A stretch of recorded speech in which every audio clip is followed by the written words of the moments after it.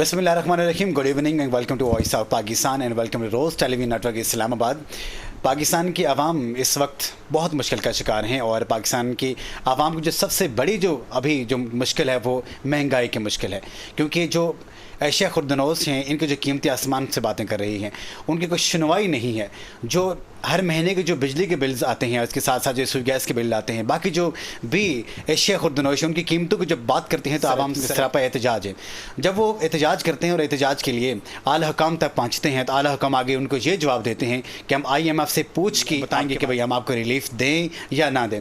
ऐसी सूरत हाल में जब आवाम हुक्मरानों से ये सवाल करती है, उनसे ये पूछती है कि भाई हमारे मसाइल का हल आपके पास है या IMF के पास है, तो सीधा सादा उनको ये जवाब दिया जाता है कि आपके मसाइल का हल हमारे पास नहीं है। तो गोया इस चीज़ का हमें ये पता चलता है कि इससे पहले जो भी हुकूमत हमारे पाकिस्तान में रही है, क्योंकि खान साहब की गवर्नमेंट के बाद जो PDM की तमाम पार्टी से मिलकर एक ऐसा सेटअप तैयार किया था, एक गवर्नमेंट का नाम दिया और उस गवर्नमेंट ने जो IMF से जितने मायदे किए हैं उन मायदों में ये चीज़ शामिल है कि पाकिस्तान की आवाम के लिए अभी आने वाले चंद सालों तक कोई रिलीफ नहीं है।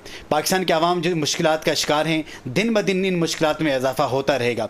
पाकिस्तान की जब हम इनके आवाम की बात करते हैं तो पाकिस्तान एक ऐसा कौम है, पाकिस्तान एक ऐसी कौम है कि जिसने आज दिन तक अपने जो आला हुकाम हैं, जो इसके इदारे हैं, उनको सर्व किया है, लेकिन बदकिस्मती से पाकिस्तान के आवाम के बारे में कोई भी सवाल पूछने वाला नहीं है, इनके मसाइल को हल करने वाला नहीं है। और जब जी अपने मसाइल लेके, जी अपने परेशानियां दुख दर्द लेके आला हुकाम तक पहुँचते हैं तो उनको भी रुसवाई मिलती है। बार बार लोग एहतजाज कर, क्या हमने यही कसूर किया है कि हमने टैक्सेस दिए हैं, क्या हमने यही कसूर किया है कि हम हर महीने अपने बच्चों का पेट काट कर हुकूमत को टैक्स दे रहे हैं, बिजली के बिल्लात दे रहे हैं, बाकी चीज़ें दे रहे हैं, इसके बदले में हमें क्या मिलता है? तो एक सीधा सादा ये आपको जवाब मिलता है कि जब तक हमें ऊपर से इजाज़त नहीं होगी, जब तक हमें आगे से रिलीफ नहीं मिलेगी, उस वक्त तक आप रिलीफ का सोचें भी नहीं।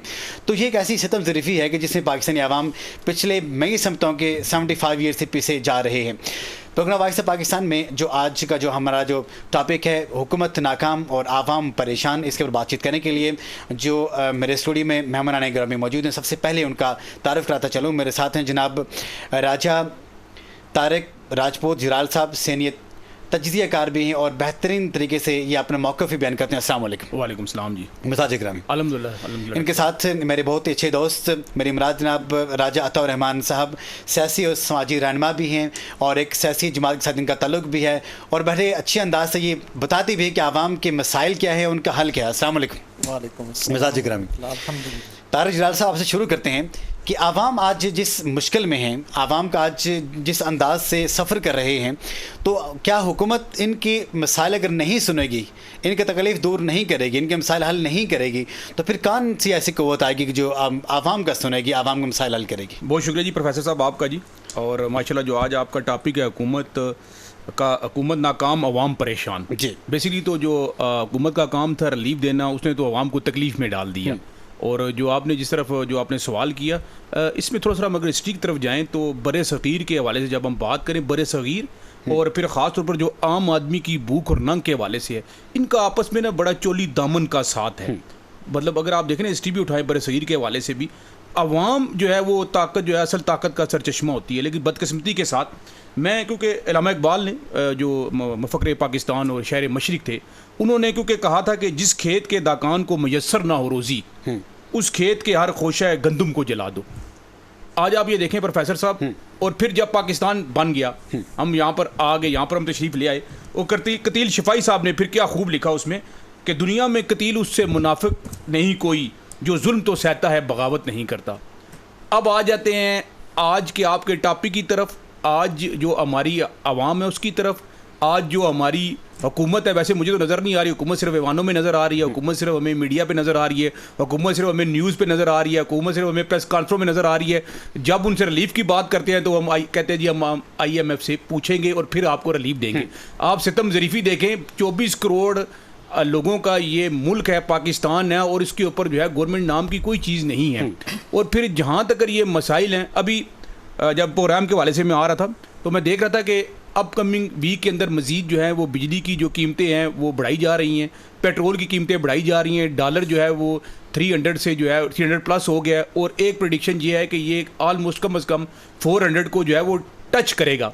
अब ये देखें कि अवाम निकली तो है, लेकिन फर्स्ट टाइम इस तरह हुआ है पाकिस्तान की हिस्ट्री के अंदर कि बहुत अरसे के बाद एक बहुत बड़ा एहतजाज हुआ जो किसी सियासी, मजहबी और समाजी अजाइम से बालातर होकर था। ये अच्छी और खुश आइंद बात है, लेकिन अब देखना तो ये भी है ना कि जब आपने एहतजाज किया, जब आपने प्रोटेस्ट किया, जब आपने उस तमाम चीज़ों को रिकॉर्ड करवाया, लेकिन जो हुकूमत वक्त है उसका जवाब क्या है कि हमारा आपके पास इन चीज़ों का कोई हल नहीं है।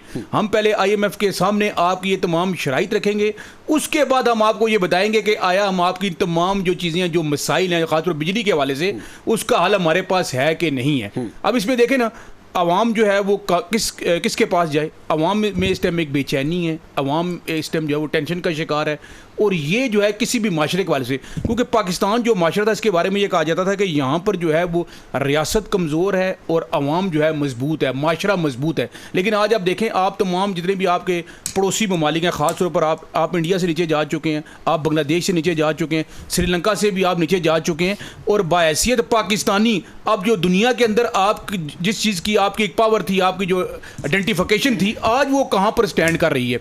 75 साल से अगर आप देखें, जब से ये मुल्क पाकिस्तान, ये वतन अजीज़, और इंशाल्लाह ये ता क़यामत बनने के लिए, रहने के लिए बना था, लेकिन आज हमें फैक्ट पे बात करनी पड़ेगी। और आपके प्रोग्राम की ये खूबी है कि हम यहाँ पर हमेशा फैक्ट की बात करते हैं, दलाइल के साथ बात करते हैं, और कोशिश करते हैं अवाम को अवेयरनेस भी दी जाए इस प्रोग्राम के हवाले से। प्रोफेसर साहब, आज बदकिस्मती ये बन चुकी है कि अवाम किसकी तरफ देखे। अगर गवर्नमेंट की बात करते हैं तो पहले कह दिया आपने, कहा कि अवाम नाकाम, हुकूमत नाकाम। मुझे तो हुकूमत नज़र ही नहीं कहीं पर आ रही।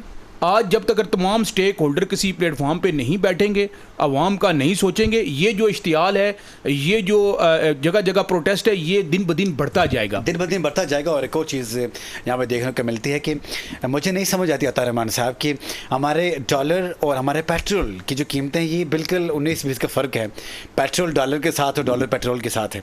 तो क्या कहेंगे अगर आज हमारा जो डॉलर कभी जो हम उसकी जो करंट यहाँ पे उसकी पोजीशन देखते हैं तो तकरीबन 318-322 का ये एक हमारा डॉलर है, और पाकिस्तान में जो 1 लीटर पेट्रोल की जो यहाँ पे प्राइसेस हैं वो तकरीबन 300 के करीब हैं।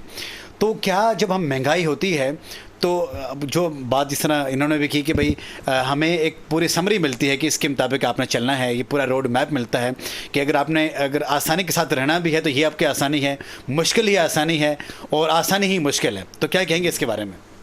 औज़ुबिल्लाहि मिनश्शैतानिर्रजीम, बिस्मिल्लाहिर्रहमानिर्रहीम। बड़ा ज़बरदस्त मौजू है जी आपका आज इस हवाले से। बुनियादी तौर पे पाकिस्तान के अंदर जो एक सियासी कल्चर है उसके अंदर आवाम जो है वो तरजीहात में कहीं शामिल ही नहीं है। ठीक है, हमेशा ये कोशिश की जाती है कि उमरा के लिए सहूलतें पैदा की जाएं, उनके लिए फैसिलिटीज़ पैदा की जाएं। आप देख रहे हैं कि रिसेंटली एक कैबिनेट की मीटिंग हुई, उस मीटिंग के अंदर जब ये रिलीफ का मामला रखा गया कि गरीब लोगों को ये जो बिल का मामला है, बिजली का रिलीफ दिया जाए, तो उन्होंने कहा जी नहीं, इसके लिए तो हमें IMF से पूछना पड़ेगा। मेरे भाई ने भी उसका जिक्र किया। तो मैं उनसे एक छोटा सा सवाल करना चाहता हूँ, अगर गुस्ताखी ना हो तो, कि ये जो हमारे मुल्क की शराफिया है, इनको जो आपने फैसिलिटीज़ दी हुई हैं, जो फ्री ऑफ कॉस्ट आपने हर चीज़ उनको दी हुई है, बिजली फ्री है, गैस फ्री है, पेट्रोल फ्री है, घर फ्री है, टेलीफोन फ्री है, मेडिकल मिल रही है, अलाउंसेस मिल रहे हैं, ठीक है, और ये लोग लाखों रुपए पे तनख्वाहें भी ले रहे हैं।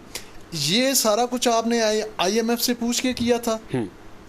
जब गरीब के रिलीफ की बात आती है, जब गरीब की बात आती है तो आपको कुलिये और फार्मूले याद आ जाते हैं। फिर आप कहते हैं जी IMF से पूछना पड़ेगा। अच्छा, IMF के इस जुंगल में हमें फंसाया किसने? ये कर्जा मैंने खाया है, ये कर्जा इन हुक्मरानों ने खाया है। और हमारे जो सियासी एक कल्चर है ना, उसके अंदर अवाम उनकी तरजीहात में कहीं शामिल नहीं है। दुनिया के जो हुक्मरान है ना, वो जब आते हैं इक़्तिदार के अंदर आते हैं तो वो एक नेशनल प्लानिंग करते हैं। वो सोचते हैं कि अगले 10 साल में हमने अपने मुल्क को कहाँ पे लेके जाना है, अपनी कौम को कहाँ पे खड़ा करना है। हमारे यहाँ बदकिस्मती है कि हमारे जो हुक्मरान है ना, वो नेशनल प्लानिंग नहीं करते, वो फैमिली प्लानिंग करते हैं, सेल्फ प्लानिंग करते हैं। वो फैमिली प्लानिंग इस तरह करते हैं कि मिलें किस तरह बनानी है, फैक्ट्रियाँ किस तरह बनानी है, अपना बार अकाउंट किस तरह बनाने हैं, ये सारा कुछ उन्होंने करना होता है। तो अब मैं समझता हूँ कि एक वक्त आ गया है कि कौम को यकजा हो जाना चाहिए। और आज मैं देखता हूँ कि हमारे जो गरीब लोग हैं जो बिल पे नहीं कर सकते, वो खुदकुशियाँ कर रहे हैं। तो मैं ये समझता हूँ कि खुदकुशी करने की ज़रूरत नहीं है। अगर हमने मरना ही है, अगर हमने मरना है तो फिर शहादत की मौत क्यों ना मरे, फिर हम इन माफिया के साथ टकरा के क्यों ना मरे। अब वक्त आ गया है कि ये निज़ाम इस तरह नहीं चलेगा। हज़रत अली करमल्लाह वजह ने इरशाद फरमाया था कि कुफर का निज़ाम चल सकता है लेकिन जुल्म का निज़ाम नहीं चल सकता। और आप देखते हैं कि दुनिया के अंदर कुफर का निज़ाम कामयाबी के साथ चल रहा है क्योंकि वहाँ पे इंसाफ है। और हमारे माशरे के अंदर जो है ना, गरीब का लहू निचोड़ कर जो उमरा हैं उनकी अयाशियाँ पूरी की जाएगी। और ऐसा नहीं होगा, इंशाल्लाह कौम जाग गई है। और ये जुल्म जो ये जबर की जो कैफियत है इंशाल्लाह ख़त्म होकर रहेगी। अंधेरी रात इसके खिलाफ इंशाल्लाह लड़ेंगे, उजाला आने को है। और क्योंकि जब हम ये देखते हैं कि जब जुल्म हद से गुजर जाता है तो उसको अल्टीमेटली ख़त्म होना ही होता है। पाकिस्तान तहरीक इंसाफ के चेयरमैन साहब ने एक ज़बरदस्त किस्म की बात कही थी, सियासी इख्तलाफात इंसान के अपनी जगह पे, कि मैं बर्दाश्त कर लूँगा लेकिन आप नहीं बर्दाश्त कर सकते। और ये उनका ये फार्मूला मुझे सच होता दिखाई दे रहा है। जो लोग उस वक्त समझते थे कि भाई अगर 4 पे पेट्रोल महंगा हो रहा था तो वो सब उनको महंगाई बहुत ज़्यादा लग रही थी। आज कोई एक वजह भी बताएं कि जब भी कोई एक ऐसी चीज़ भी बताएं, जब भी आपके पेट्रोल की प्राइसेस अप की जा रही हैं तो ये 25, 26, 24 उस हिसाब से आपकी पेट्रोल की प्राइसेस अप की जा रही हैं, इंक्रीज़ जा रही हैं। लेकिन यहाँ पे कोई, आज मैं ये समझता हूँ कि उस दिन यहाँ पे प्रोटेस्ट हुआ पाकिस्तान में, उसके अलावा ऐसा लग रहा है कि हमारा मुल्क खुशहाल है, कोई भूल ही नहीं रहा, ना कोई इसके बारे में बातचीत कर रहा है। हमारे वो तमाम पॉलिटिशियंस, हमारे भाई, हमारी बहनें जो उस वक्त जब एक सियासी पार्टी की गवर्नमेंट थी, उनको तो अगर 4 पे महंगा हो जाता था वो शोर गुल करते थे, लेकिन आज वो सब खामोश हैं। क्या कहेंगे इसमें? बिल्कुल प्रोफेसर साहब, आपकी बात ठीक है, लेकिन मैं आपकी एक बात से आपकी इजाज़त से इख्तलाफ करूँगा। जहाँ पर आपने खान साहब के हवाले से बात की, आप ये देखें कि आज नो डाउट कि उनका शेयर कम है, आप ये कह सकते हैं। 22 साल की, 24 साल की उनकी जो भी उन्होंने कहा मेरी बिल्कुल थी, मानते हैं जो बात है, उन्होंने शूर भी दिया। लेकिन जब वो आए तो उन्होंने कहा जी कि अभी उनके पास जो टीम थी, फिर देखा जो आपने टीम ने जो हाल किया, जो मामलात हुए, अभी हाल ही में आपने देखा होगा पीपल पार्टी के एमएनए के पास से 6000 करोड़ रुपया जो है उसके घर से निकला है। अब आप देखें, ये एक एमएनए की मैं बात कर रहा हूँ जो पाकिस्तान के अंदर। एक चीज़ में भी इख्तिलाफ करूंगा कि अगर इमरान खान साहब के पास टीम नहीं थी तो टीम तो आप भी लाए थे, उसके बाद उस टीम का क्या बना? जाओ एक्सपर्ट 13 पार्टी मिलकर जो टीम बनी थी। नहीं सर, मैं तो देखें, मैंने पहले कहा, मैं किसी भी सियासी ज़ाइम से बालातर होकर, मेरे लिए हम भी बात करते हैं। देखिए, मैं तो कह रहा हूँ तमाम, देखिए अगर आप देखें ना, सिरे महल से फिर बनी गाला से हो गया, फिर आप एवन फील्ड में अगर आप जाकर देखें ना, अगर उनकी खुशबू को सूंघे तो वहाँ पर आपको पाकिस्तान का जो एक गरीब है, जो खुददार है, जो मजदूर है, उसको आपके वहाँ से खून पसीने की जो है ना उसकी कमाई की खुशबू वहाँ से आएगी।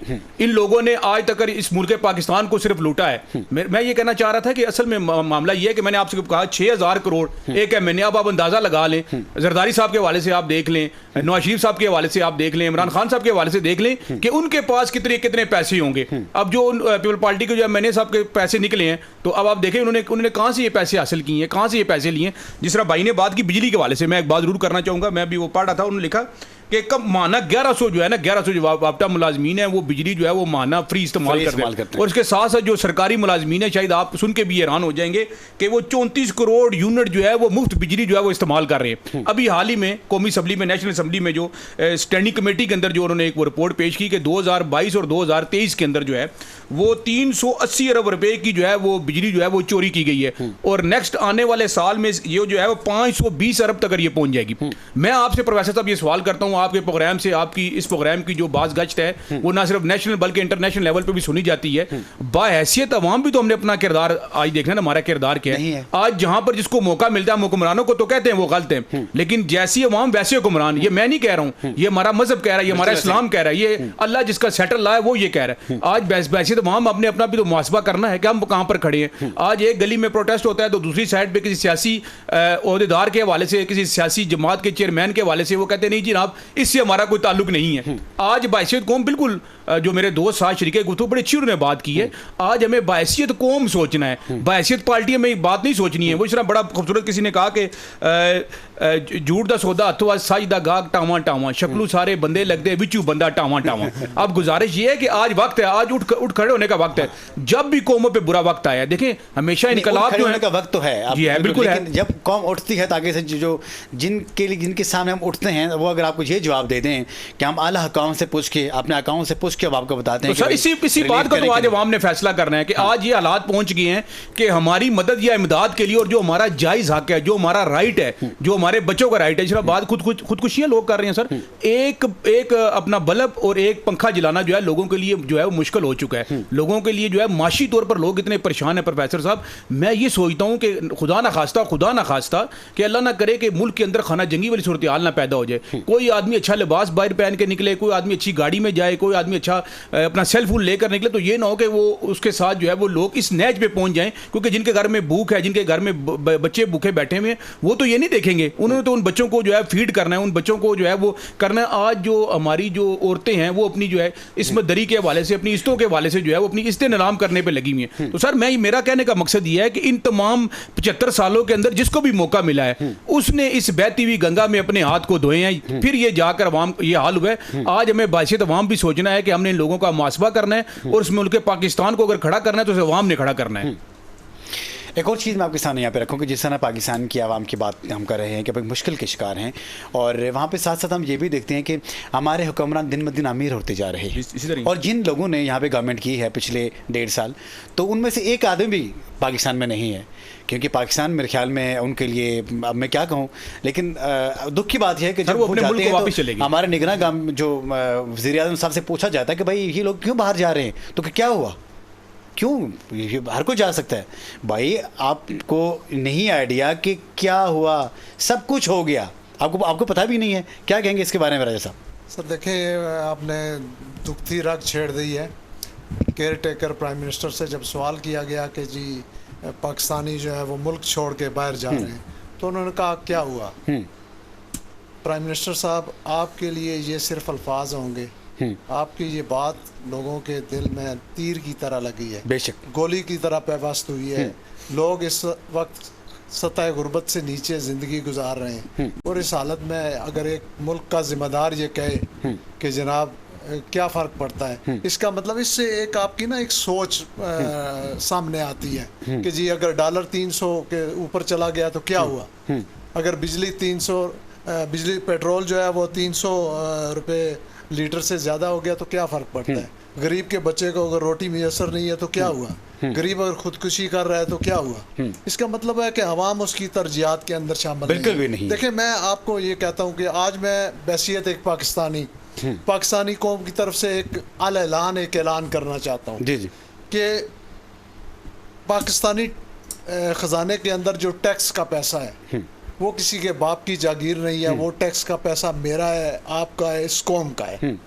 हम किसी हुक्मरान को, किसी हुकूमत को, चाहे वो किसी सियासी जमात की हुकूमत हो, हम पाकिस्तानी इस बात की कतई इजाज़त नहीं देंगे कि वो हमारे इस टैक्स के पैसे से जहाज़ भर के लोगों को हज पे ले जाए, वो उमरा को फ्री बिजली, गैस, पेट्रोल और सहूलतें दे, मेडिकल दे, उनकी अयाशी पूरी करे। हम इस चीज़ की कतई इजाज़त नहीं देते। देखिए, इन चीज़ों के हुक्मरान जो है ना, जो हाकिम वक्त है, वो इस चीज़ का अमीन है, वो इस चीज़ का ज़िम्मेदार है।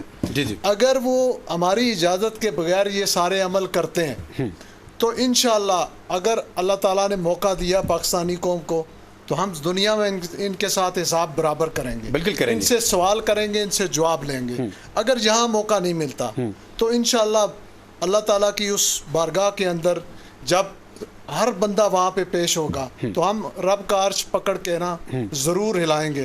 हम पाकिस्तानी जो है ना वो अल्लाह ताला से इंसाफ मांगेंगे, और वो रब ज़ात इंसाफ देने वाले, हम इनको जहन्नम तक छोड़ के आएंगे। ये ना समझे कि ये बच जाएंगे। एक वक्त आ रहा है कि इनकी पकड़ होगी, क्योंकि हर जो है ना वो मुश्किल के बाद आसानी है, और इंशाअल्लाह अवाम आसानी की तरफ जाएंगे। प्रोग्राम बाइक से पाकिस्तान में यहाँ पे टाइम हो जाता है। छोटी सी कमर्शियल ब्रेक है, हमारे साथ रहिए। जब हम ब्रेक से वापस आएंगे तो अपने प्रोग्राम को हम यहीं से शुरुआत करेंगे, लेकिन सबसे पहले break. Very welcome back once again. मुझे कहते हैं मोहम्मद एजाज बशीर और प्रोग्राम देख रहे हैं वॉइस ऑफ पाकिस्तान। और जब हम ब्रेक में गए हैं और ब्रेक में जाने तक हमने एक चीज़ यहाँ पे डिस्कस की थी कि पाकिस्तान के मसाइल क्या हैं। ब्रेक के दौरान हमें ज्वाइन किया जनाब पाकिस्तान जमात इस्लामी के सीनियर रहनुमा मेरे इमराद जनाब चौधरी मोहम्मद आरिफ खान साहब। अस्सलाम वालेकुम। वालेकुम अस्सलाम। आपको खुश आमदीद कहते हैं। आरिफ साहब, जानना चाहेंगे कि हमारे निगरान वज़ीर आज़म साहब कहते हैं कि अगर कोई मुल्क छोड़ के जाता है तो क्या हुआ। हमारे पाकिस्तान की जो आवाम है मुश्किलात में है तो क्या हुआ, अगर इनके बिल ज़्यादा आते हैं तो क्या हुआ, अगर इनकी तनख्वाहें कम हैं तो क्या हुआ, और अगर ये भूखे मर रहे हैं, इनको महंगाई के सताए हुए जितने आवाम अगर सरापा एहतजाज हैं तो फिर क्या हुआ, तो फिर क्या हुआ। चौधरी साहब इसके बारे में क्या कहेंगे। एजाज साहब जी बहुत गैर जिम्मेदाराना बयान है। वज़ीर आज़म ने इस मनसब के बैठ कर ये बयान देना बिल्कुल मैं समझता हूँ गैर मुनासिब है बहुत। ठीक है। और जो ज़िम्मेदार कौमें होती हैं, जो ज़िम्मेदार लोग हैं, वो अपनी कौम का दर्द महसूस करते हैं। हमारे वज़ीर आज़म जो निगरान वज़ीर आज़म हैं, इनमें वो चीज़ नहीं है। निगरान गवर्नमेंट को कोई राइट नहीं है कि वो आए दिन पेट्रोल का बम गिराए, आए दिन बिजली की कीमतें ऊपर लेके जाए। उसका टाइम है 90 दिन के अंदर इलेक्शन करवाए और उसके बाद लेकिन अपनी जिम्मेदारी पूरी करे। जो शिक यहाँ पे चेंज जो निगरान सेट इलेक्शन एक्ट 2023 की शिक नंबर 230 में जो चेंज करके आपने जो इख्तियारात दे दिए, तो फिर मेरे शिकवा तो नहीं करना चाहिए, क्या कहेंगे सर जी। जो जिन्होंने इख्तियारात चेंज करवाए या किए हैं वो भी इन्हीं के साथ मिले हुए थे। सही। तो इसलिए ये मुल्क इस तरह नहीं चलेगा, इस तरह और डिफ़ॉल्ट की तरफ जाएंगे। कौम का इत्मीनान इनसे उठ गया है, अब सीधी डायरेक्शन पे इन्होंने मुल्क को लाना चाहिए। हमारा जी मुतालबा है कि 90 दिन के अंदर इलेक्शन कराएं, जो भी इलेक्ट गवर्नमेंट आती है उसके सपोर्ट जो करें, वो अपने इसको लॉन्ग पॉलिसी के तहत चलाएंगे निज़ाम को। तो इस पाकिस्तान की शायद कोई ऐसी जमात बची हो जिसने पाकिस्तान के ऊपर पिछले 5 साल में गवर्नमेंट ना की हो, मुझे नहीं लगता। तो अगर सबको मौका मिलने के बावजूद अगर हम ऐसी ज़िंदगी गुजार रही है पाकिस्तानी कौम, फिर कसूर किसका जी? कसूर सर हमारी कौम का ही है। फिर कौम का कसूर है। पाकिस्तान के अंदर एक ऐसी क़यादत है, हाँ, जिसका नाम जमात इस्लामी है। जी जी। जो दयानतदार क़यादत है, ज़िम्मेदार क़यादत है, मुहिब वतन क़यादत है। बदकिस्मती हमारी ये है कि हमने उस क़यादत को टाइम नहीं दिया। 1942 में जो जमात बनी है, वारज़ वजूद में आई है, और 71 में इन्होंने इलेक्शन लड़ने का फ़ैसला किया था सैयद मौदूदी रहमतुल्लाह अलैह ने। उस वक़्त फ़ातिमा जना का साथ दिया और जर्नैलों ने अपनी तरफ से भरपूर मुखालफत करके फ़ातिमा जना का रास्ता रोका और जमात इस्लामी का रास्ता रोका। वो दिन और आज का दिन उसी तरह से हमारी आर्मी का एटीट्यूड चेंज नहीं हुआ। हमारे ख़राबी की बेस जो जड़ है ना, वो यही चीज़ है। वो यही चीज़ है कि हमारे जो इदारे अपने डोमेन में रखे काम नहीं करते। हम बेलगाम घोड़े बन गए हैं। हर अदारा अपनी मर्ज़ी से जितना काम हदूद, जब आप अपनी हदूद से तजावज़ करेंगे तो फिर ख़राबी पैदा होगी। काफ़ी देर से कुछ कहना चाह रहे हैं रहमान साहब, आप जो हमारे चौधरी साहब की बातें कैसी लगी, क्योंकि इन्होंने फैक्ट्स के ऊपर बात की है, कुछ और चीज़ में ऐड करेंगे आप? अच्छा, ऐसा है कि मैं अक्सर अपने हुक्मरानों को देखता हूँ ना, साहिब इक़्तिदार हैं, तो मुझे वो एक नशई याद आता है। जैसे एक नशई होता है ना और एक अय्याश हुक्मरान होता है, उसकी आदतों में बड़ी मुमासलत होती है। एक नशई होता है ना, वो सबसे पहले क्या करता है, वो घर से ना वो पैसा चुराता है, वो अपना नशा पूरा करने के लिए। हुक्मरान जो है वो ख़जाने पे अपनी अय्याशियाँ पूरी करने के लिए ख़जाना लूटता है। अब उसके बाद जब नशई के पास घर के वो पैसे ख़त्म हो जाते हैं, या हुक्मरान के पास ख़जाना ख़त्म हो जाता है, फिर वो क्या करता है, फिर वो करता है वो घर की चीज़ें बेचता है, वो फ्रिज बेचेगा, वो टीवी बेचेगा। अच्छा, हुक्मरान अय्याश हुक्मरान क्या करेगा, वो फिर कौमी एहसासे बेचेगा। कभी एयरपोर्ट बेच देगा, कभी मोटरवे बेच देगा, कभी वो न्यूयॉर्क का होटल बेच देगा, वो ये करेगा। उसके बाद जब आपके पास जो है ना वो पैसा और वो एहसासे ख़त्म हो जाएंगे, फिर क्या करेंगे, फिर वो जो नशई है ना वो अपनी इज्जत बेचेगा। उसके पास यही बचता है ना, वो आखिर में वो फिर वो भी बेचता है। अब अय्याश हुक्मरान जो है उसके पास जब आप कौमी ख़जाने में पैसा ख़त्म हो गया है, जब उसने एहसासे बेच दिए तो वो फिर क्या करेगा, अल्लाह ना करे मेरे मुंह में खाक, वो फिर मुल्क बेचता है।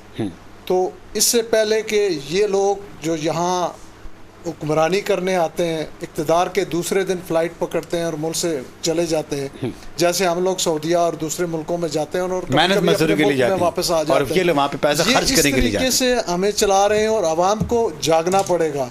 वो किसी शायर ने क्या खूब कहा था कि ऐ मेरे देश के लोगों शिकायत क्यों नहीं करते, ऐ मेरे देश के लोगों शिकायत क्यों नहीं करते, तुम इतने जुल्म सहकर भी बगावत क्यों नहीं करते, ये जागीरों के मालक ये लुटेरे क्यों चुने तुमने, तुम्हारे ऊपर तुम जैसे ही हुकूमत क्यों नहीं करते, ये अफलास ये तंग दस्ती तुम्हारा ही मुकद्दर क्यों, तुम मुकद्दर को बदलने की जसारत क्यों नहीं करते। शानदार बात। और क्योंकि आपको पता भी है कि हमारे पड़ोसी मुल्क चांद पे कमंद डाल चुका है, तो जनाब हम चांद पे कब पहुंचेंगे? क्या मेरे ख्याल में हम चांद पे पहुंचने का एक आसान रास्ता यह है कि IMF कोई वहाँ पे दफ्तर बना ले तो हम भी पहुंच सकते हैं फिर वहाँ पे। अच्छा प्रोफेसर साहब, बातें मतलब जिस तरह आपने कहा IMF वहाँ पे ऑफिस बना ले, डेफिनेटली, लेकिन अभी देखें ना मुकाबला कर रहे हैं, अभी इसमें वो चांद पे पहुंच गया और यहाँ पर ये बातें हो रही हैं कि वो जो हिंदुस्तान जो हमारा पड़ोसी मुल्क है, आप मुखालफत ज़रूर करें, लेकिन अगर आपके मुखालफ की भी कोई चीज़ ऐसी है जो मुस्बत है, आप उससे कोशिश करें कि उस मुस्बत चीज़ से ना कुछ मुस्बत हासिल करके अपनी अचीवमेंट्स को आप बढ़ाएं। लेकिन अनफॉर्चुनेटली आज देखें ना, हम बुरी तरह माशी तौर पर बाहैसियत कौम हम पिस चुके हैं। चांद तो दूर की बात है जी, यहाँ पर तो अपना जो है अपना चांद जो घर से गया वो अगर शाम को जिंदा सलामत वापस आ जाए तो उस भी शुक्र अदा करना चाहिए। आप देखें ना आज गली गली फिर वही बात है कि चोरियाँ, वारदातें, डकैतियाँ, आप क्राइम रेशो देखें कहाँ से कहाँ पहुँच गई है। और यहाँ पर आप ये देखें, जिस तरह बात की जिस तरह आपने कहा कि पिछले 5 साल में कोई ऐसी सियासी जमात नहीं है कि जिसने इस मुल्क पाकिस्तान के ऊपर जो है हुकूमत ना की हो, और जिसने ये कहा ओके हमें तो मौका ही नहीं मिला जी। जिस तरह आप जो 2 बड़ी जमातें अगर मैं नाम लूँ, पाकिस्तान मुस्लिम लीग और पाकिस्तान पीपल्स पार्टी का, ये मुतहदा बार जो है हुकूमत कर चुकी हैं। और आप अब भी कह रहे हैं, कल भी देखें, अब ये जो बिजली वाला मामला ये चला 1990 से 93 में फिर हुआ, फिर 2008 में, फिर 2015 के अंदर जहाँ पे इसहाक डार साहब ने इसके वाले जो मामलात किए, अभी वो कह रहे हैं अगर हमें मौका मिले तो हम जो है वो इसको जो है मुल्क की जो है तकदीर बदल देंगे। इस बात पे हंसी नहीं आती। 3 साल मौका नहीं मिला। लेकिन देखिए प्रोफेसर साहब, अभी बाहैसियत कौम भी तो हमने सोचना है ना कि बार बार इन लुटेरों को मौका देखना है, बार बार हमने लूटना है। वही वो जो मिसाल होगी कि मोमन जो है एक सुराख से 2 बार नहीं डसा जाता, हम तो कई बार डसे जा चुके हैं। आज तो हमें बाहैसियत कौम सोचना है कि आया वो मोमिन वाला जो क्राइटेरिया है उसके ऊपर हम हैं कि नहीं है। आज मुल्क जो है जो पाकिस्तान के इस्लाम के नाम पर हासिल हुआ, आज उस मुल्क का इन्होंने क्या हाल किया, जिन्होंने हाल किया। आज हमारा काम नहीं बनता कि हमारा हाथ और उनका गिरेबान हो, और आज हम फिर भी उनके नारे लगाते हैं। आज हम फिर भी कहते हैं जी नवाज शरीफ जिंदाबाद, इमरान खान जिंदाबाद, फलाना जिंदाबाद, फलाना जिंदाबाद। सबसे पहले ये मुल्क पाकिस्तान जिंदाबाद, फिर जाके मामलात हल होंगे। बहुत ज़बरदस्त बात की। चौधरी साहब की तरफ बढ़ेंगे। चौधरी मोहम्मद आरिफ खान साहब, जानना चाहेंगे कि जमात इस्लामी का क्या स्टांस रहा आजकल के? सुना भी है कि एक धरना भी हो रहा है और साथ ही एक महंगाई मकाऊ मार्च का भी आप लोग प्लान कर रहे हैं, तो इसका मीन्स के आप एक्सपर्ट क्या देखते हैं कि जिस तरह निगरान गवर्नमेंट ऑलरेडी हमारे वज़ीर आज़म साहब कह चुके हैं कि भाई हम IMF से पूछ के आपको बताएंगे, तो क्या उसका भी अगर आपको ये जवाब मिलेगा फिर आप क्या करेंगे? पहले तो मैं भाई ने जो बिजली के वाले से बात की है उसकी थोड़ी वजाहत कर दूँ कि जो साबका गवर्नमेंट पीपल पार्टी की गवर्नमेंट थी जिन्होंने IPP से मुआहदा किया था। जी IPP की पाकिस्तान में 75 कंपनियां जो है ना वो काम कर रही हैं, जो कि पाकिस्तान को बिजली, महंगी बिजली प्रोवाइड कर रही हैं, ठीक है, जो फर्नेस ऑयल से और पेट्रोल से चल रही हैं।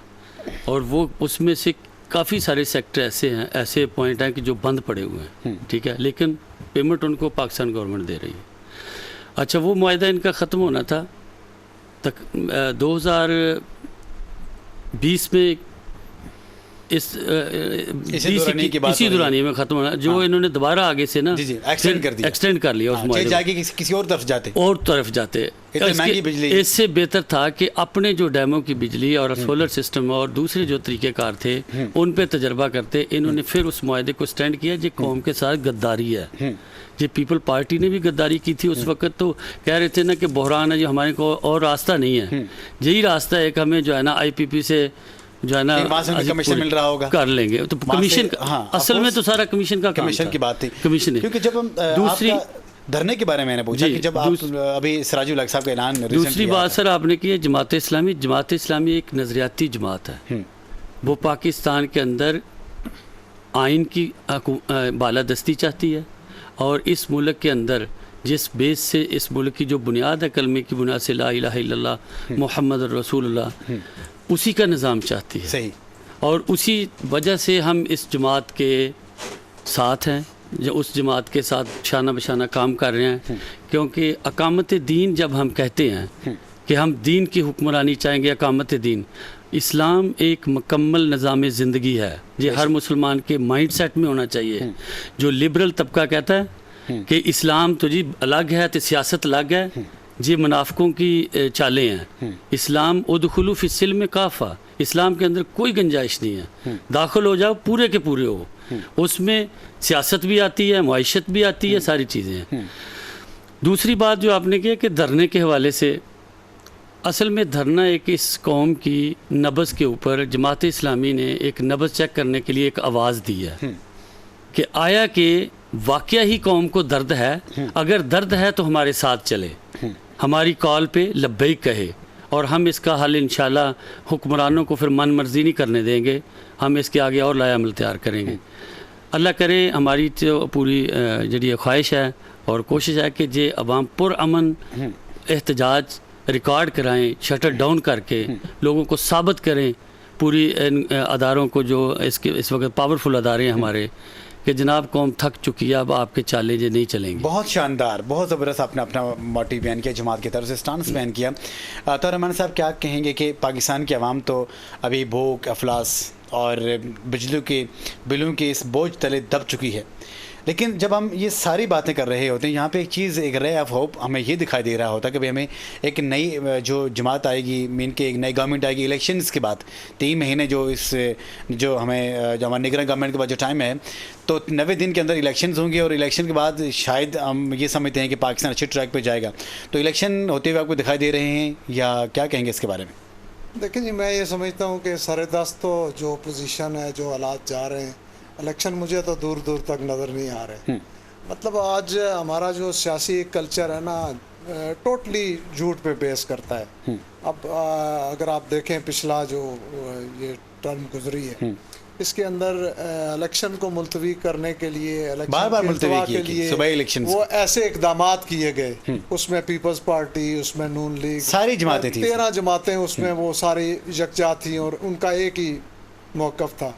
वो मुश्तरका मुफाद कौंसल ने मुश्तरका मुफाद के तहत फैसला किया कि इस वक्त इलेक्शन हमारे मुफाद में नहीं है।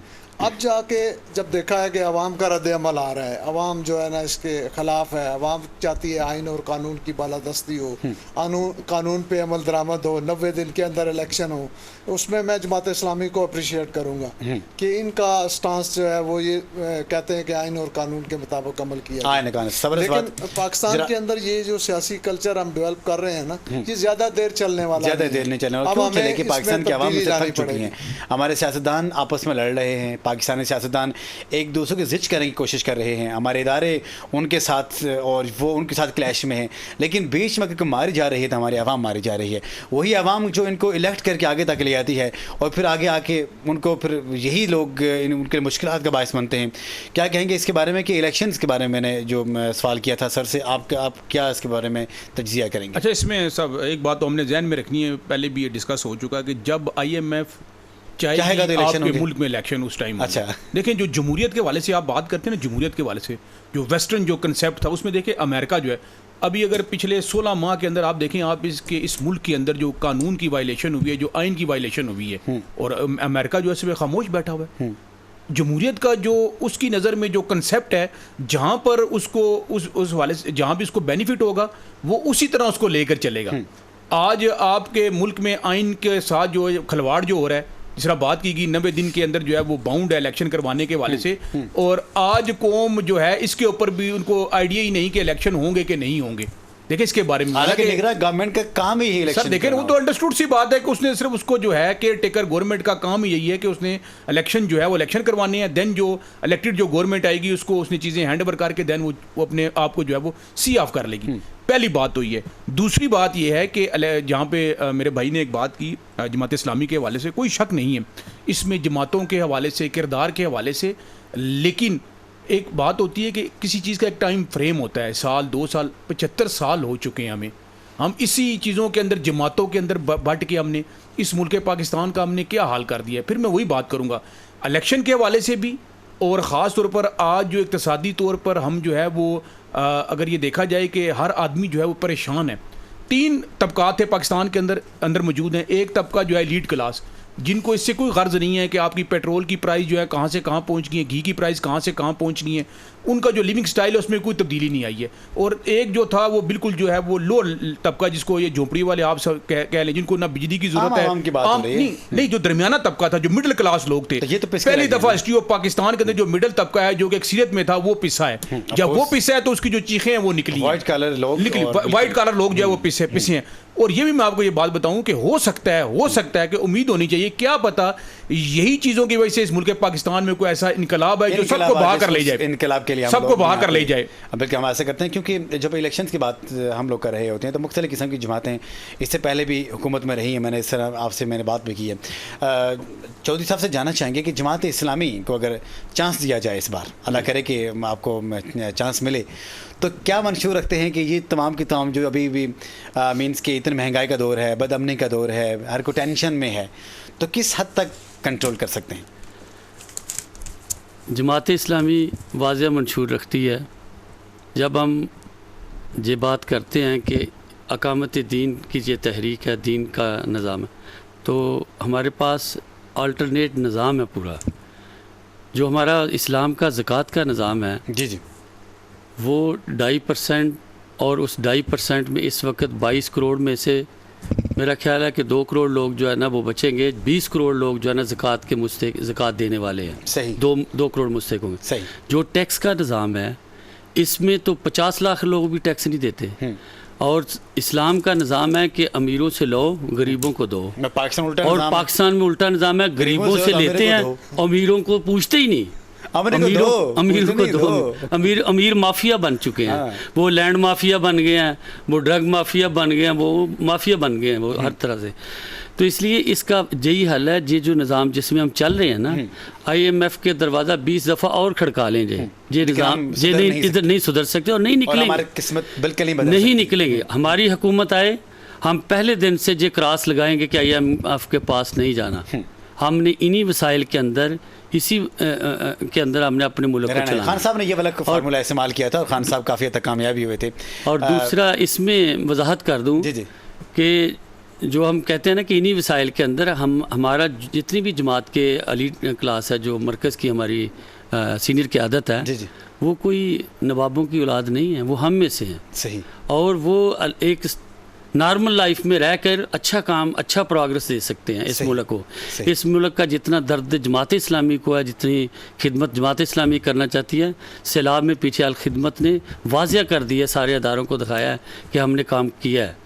और सैलाबी डोनेशन पे काम किया, डोनर लोगों ने इत्माद किया हम पे, और हमने लोगों को घर भी बना के दिए हैं, लोगों की फसलें भी में खाद भी दिया है, और लोगों को पूरी सपोर्ट किया है। आज भी अल खिदमत के जो अदारे हमारे चल रहे हैं, आप जाके विज़िट करें। अल राज़ी हॉस्पिटल चांदनी चौक में है, अल राज़ी हॉस्पिटल स्वां गार्डन में है। किसी के पास पैसे नहीं है तो हम फ्री इलाज करते हैं। कमाल कमाल, ज़बरदस्त। तो ये वो चीज़ें हैं कि हम दर्द रखते हैं इस कौम का, हमें मौका मिलना चाहिए। हमें एक दफ़ा आजमाएं कि जनाब ठीक है आप आएँ करें, हम इंशाल्लाह इस मुल्क की तकदीर बदलेंगे। हम मायूस नहीं हैं, हम भाग के नहीं जाएंगे इस मुल्क से, हम इसी मुल्क में काम करेंगे। और इसी पाकिस्तान है, हमारी शनाख्त है शानदार पाकिस्तान। बात आपने की। और हम बढ़ेंगे राय साहब उधर। राय साहब, खान साहब की ज़बरदस्त किस्म जो स्टांस रहे उनमें से एक ज़बरदस्त स्टांस ये भी है, इसके बाहर और छेड़ छाड़ करने की कोशिश भी की गई, लेकिन फिर भी आवाम का इतना प्रेशर था कि वो एग्जिस्ट कर रहा है, वो था हेल्थ कार्ड। कि इसमें मैं ये समझता हूँ, जिस तरह उन्होंने राजी हॉस्पिटल की बात की, तो खान साहब की ये कावश रही कि उन्होंने जो हमारे नेशन को एक हेल्थ कार्ड दिया, साथ जो शेल्टर होम का पूरा सीन था, फिर वो जो एहसास प्रोग्राम के तहत जो भूखों को खाना खिलाया जा रहा था। तो क्या मीन्स कि ये कुछ चीज़ें ऐसी होती हैं जो आने वाली गवर्नमेंट को चेंज कर रही होती है। तो अब ये हेल्थ कार्ड के बारे में आप हमें बताएं कि क्या पाकिस्तान में प्रिवेल्ड है आज भी? देखिए, इस वक्त तो मेरा नहीं ख्याल कि वो एग्जिस्ट कर रहा है और वो काम कर रहा है।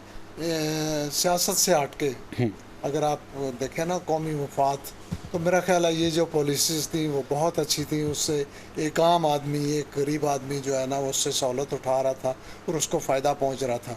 ये वाहिद प्रोजेक्ट था जो उमरा को छोड़ के गुरबा के लिए भी शुरू सारों के किया लिए गया था। वो सब के लिए था, वो गरीब के लिए भी था, वो अमीर के लिए भी था। लेकिन मैं ये समझता हूँ कि आज जो है ना सबसे ज़्यादा ज़रूरत ये है कि कौम यकजा हो जाए। कौम को इन लीडरों के पीछे निकलने के बजाय पहले अपने हुकूक के लिए निकलना चाहिए, ठीक है ना। मेरे ऊपर सबसे ज़्यादा हक मेरे अपने जिस्म का है, सही। उसके बाद मेरे बच्चों का है, उसके बाद मेरी फैमिली का है, उसके बाद मेरे शहर का है, और उसके बाद मेरे मुल्क का है। ये लीडर उसके बाद आते हैं। बदकिस्मती ये है कि हम लीडर की आवाज़ पे तो लबैक कहते हैं, उसके लिए बाहर निकलते हैं, उसके लिए जेल जाते हैं, उसके लिए मार खाते हैं, लेकिन हमने अपने हुकूक के लिए कभी भी आवाज़ नहीं उठाई। और मैं ये समझता हूँ, देखें सियासत अपनी जगह, जब इन लोगों के ज़ाती मुफाद की बात आती है ये यकजा हो जाते हैं। आप देख लें असेंबली के अंदर जब 13 जमातें एक साथ, 13 जमातें प्लस पीटीआई भी उस वक्त, जब इन्होंने अपनी मराद को इजाफा करने का वक्त आया तो सब यकजा थे। देखें हम कौम है, पार्टी कोई मानी नहीं रखती, पाकिस्तान मानी रखता है। पाकिस्तान अहम है, पाकिस्तान के अवाम अहम है, पाकिस्तान के लोगों के मसाइल अहम है। हम किसी को, हमने ये नहीं देखना कि कौन कह रहा है, हमने ये देखना है क्या कह रहा है। शानदार। हमने इस अंदाज में फैसला करना है, हमने सोचना है। जब तक कौम लीडरों के पीछे लगी रहेगी और गलत और दुरुस्त की तमीज़ नहीं करेगी तो हमें इस दलदल से बाहर नहीं निकल सकते। आज देखें ना, मतलब किस तरह का जबर है इस मुल्क के अंदर।